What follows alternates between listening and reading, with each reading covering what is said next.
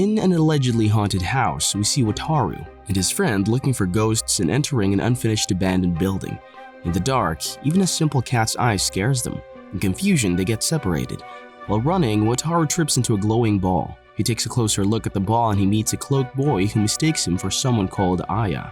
But the cloaked boy realizes that Wataru is not Aya, so he takes the ball away and disappears into a mystical door. Wataru tries to show the door to his friend. However, on a second look, there is no door. The next morning at school, Mitani tells Wataru that the new kid in school, Mitsuru, saw a ghost in that building. Hearing this, Wataru runs towards Mitsuru, realizing he's the same kid he saw last night. Just then, he witnesses the boy getting bullied. On his return home, he bumps into his dad, who informs him that he and his mom are getting a divorce. Wataru is shocked, so in despair, he goes back to the abandoned building. There, again, he sees the bullies tormenting Mitsuru, so he runs out to help him. But he himself gets beaten. Somehow, Wataru manages to rip the bandage out of Mitsuru's face. Mitsuru summons the underworld and casts a spell on the bully, bringing forth a demon that eats them up.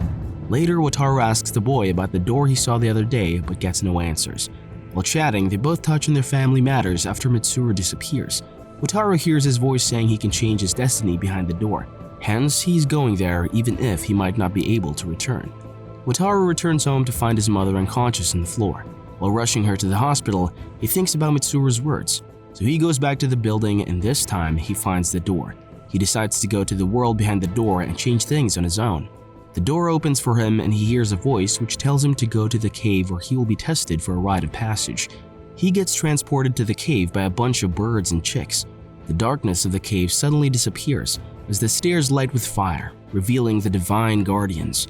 4 guardians appear, each asking him what he seeks for his travel: courage, wisdom, vitality, or happiness.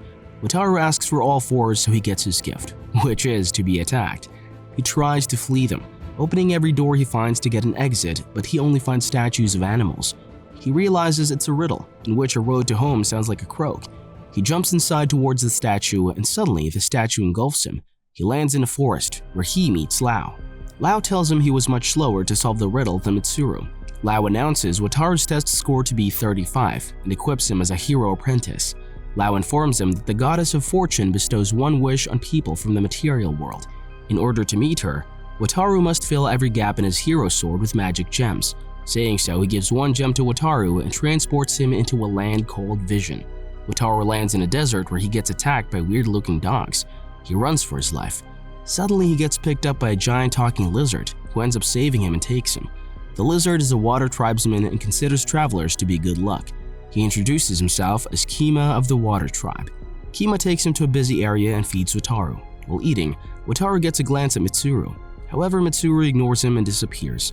Wataru runs after him and enters a circus.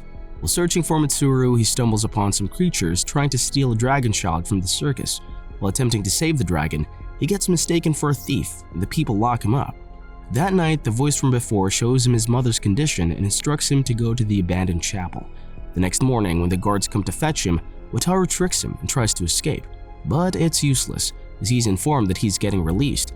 But as the dragon got kidnapped last night, he's asked to help find the thieves. Wataru, along with Kima, travels to the Cave of No Return to find the thieves. They confront the thieves there and get attacked by a water demon, Babashi. Babashi takes them deep underwater. Thankfully, Kima saves them, and as they reach the surface, Wataru realizes he lost his sword. He dives back and retrieves it, and in the process, he kills Babashi and achieves another gem for his sword.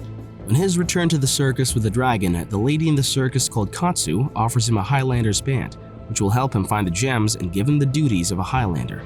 Wataru leaves the circus with Kima, a circus performer, and half-cat girl called Mina, and the baby dragon called Jozo. They travel through thick and thin, but unfortunately, get separated in Lilith. Wataru meets the governor of Lilith, Damon. There, he finds out that Mitsuru has traveled through there and burned some precious trees. Wataru requests to know more, to which Damon advises him to visit the hospital for first-hand information. When Wataru asks to bring his friends along, Damon tells him he will make sure they catch up to him. However, Mina and Kima are captured by Damon. On his arrival to the burned forest, he hears the voice again. The voice tells him that he's stepping into a trap and he must escape. However, the guard that brought him there manipulates him, saying Mitsuru is there and in a critical condition. Hearing so, Wataru runs inside, and inside, he meets his father. Wataru asks him to come back to them. However, all he gets back is harsh words from his father. As he's about to break down, everything around him crumbles into dead leaves, and Mitsuru comes forth and saves him. As Mitsuru is about to kill the guard, Wataru stops him. Mitsuru asks him if he knows what he had to do to get the gems. Wataru, however, justifies his actions by saying he probably has his reasons. Mitsuru leaves to get the last gem and swears to do whatever it takes to get his wish. On the other side, Wataru goes to rescue his friends. While sneaking around, he falls into a secret passage and gets caught by Damon. Just then, Katsu enters and brings her army to find out what the Empire is up to. Damon tries to escape. While trying to stop him, Katsu gets hit by his magic. Suddenly, Wataru comes from behind and strikes the magic ball hit by Damon.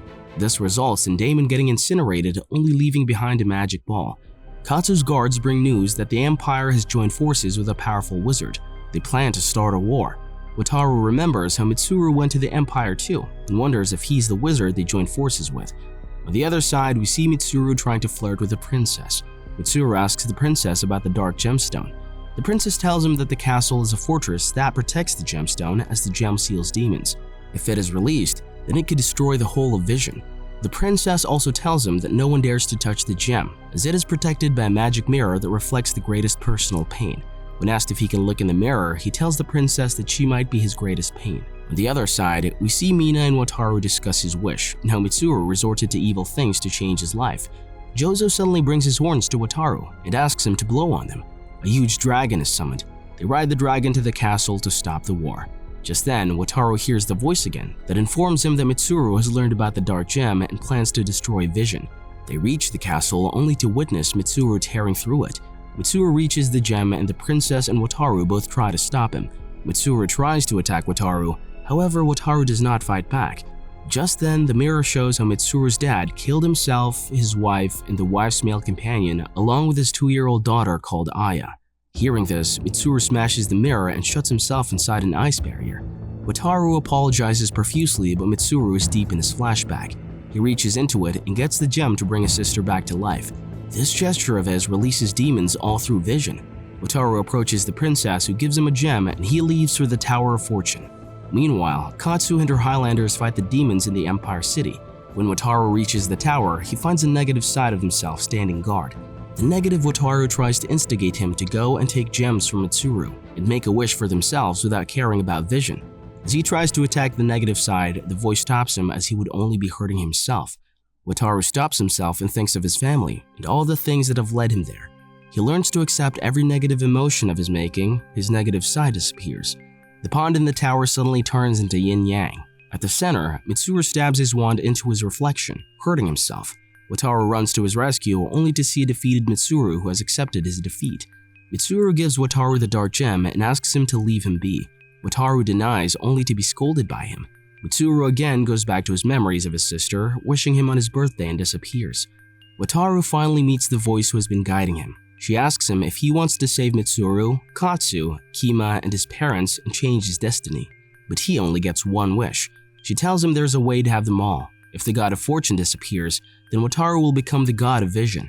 So she asks him to wish for the destruction of the God of Fortune. She tries hard to convince him, but Wataru denies it as he can't sacrifice anyone for his gain. Suddenly, the girl turns into a frog demon and complains about all she did for him and engulfs him. Just then, Wataru enlarges his sword and pierces through the frog. His sword turns into the God of Fortune, and she asks what his wish is. He wishes for the safety of Vision, and the goddess reminds him of his reason for coming to this world. He answers that he has learned his lesson, that life has both happy and sad moments which cannot be avoided. Hence, he must accept and make his own destiny. The goddess reflects his lesson on the world, turning everything back to normal and ending his journey. Back in the material world, we see Wataru helping his mother in the house and living his normal life. While talking to his friend, he realizes that nobody knows Mitsuru now. Suddenly, he bumps into a small girl and realizes that it is Aya. Just then, Mitsuru calls for Aya and Wataru runs towards him.